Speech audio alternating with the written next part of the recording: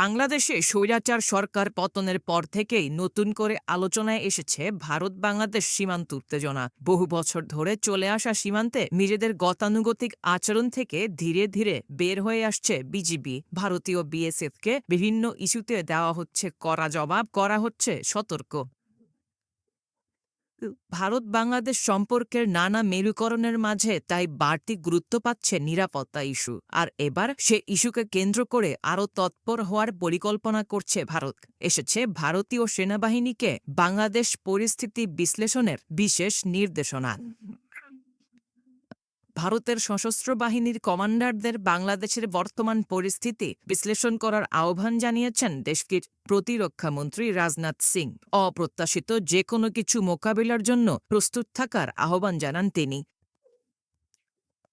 সম্প্রতি লখনৌতে এক কনফারেন্সের ভাষণে রাজনাথ বলেন, প্রতিবেশী দেশগুলোর পরিস্থিতি ভারতের শান্তি ও স্থিতিশীলতার জন্য চ্যালেঞ্জ তৈরি করছে। এসব বিষয়ে বিশেষ নজর দিতে হবে। উস্কানি মোকাবিলায় সমন্বিত উদ্যোগের পাশাপাশি ভবিষ্যৎ যুদ্ধের জন্য এখন থেকেই প্রস্তুতি নিতে হবে।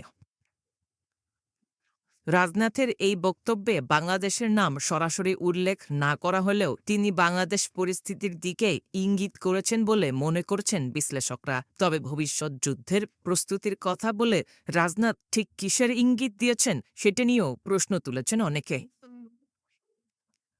গত কয়েক সপ্তাহ ধরেই সীমান্তে বাংলাদেশের কঠোর অবস্থান অস্বস্তিতে ফেলেছে ভারতকে। তবে সম্প্রতি ভারতীয় বিএসএফের গুলিতে বাংলাদেশি কিশোরী স্বর্ণা দাস নিহতের ঘটনায় পরিস্থিতি আরও জটিল হয়ে পড়ে। হত্যাকাণ্ডের তীব্র প্রতিবাদ জানিয়ে দিল্লির কাছে বার্তা পাঠায় ঢাকা। বিবৃতিতে বাংলাদেশের পররাষ্ট্র মন্ত্রণালয়ের তরফ থেকে বলা হয়, সীমান্ত হত্যার এমন ঘটনা অনাকাঙ্ক্ষিত ও অযৌক্তিক।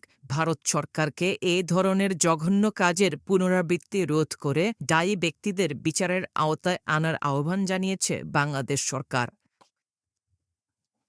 সৃষ্ট পরিস্থিতিতে সীমান্তে পুরোপুরি নিরাপত্তা নিশ্চিত করার নির্দেশনা দিয়েছে ভারতের কেন্দ্রীয় সরকার। বিশেষভাবে আসাম রাজ্যের সীমান্তে কড়াকড়ি নজরদারি আরোপ করা হয়েছে। এরই মধ্যে ভারতের উত্তর পূর্বাঞ্চলীয় এই রাজ্যের করিমগঞ্জ জেলা থেকে ৫ বাংলাদেশি নাগরিককে গ্রেফতার করেছে দেশটির আইন শৃঙ্খলা বাহিনী, যদিও পরে তাদের বাংলাদেশে ফেরত পাঠানো হয়।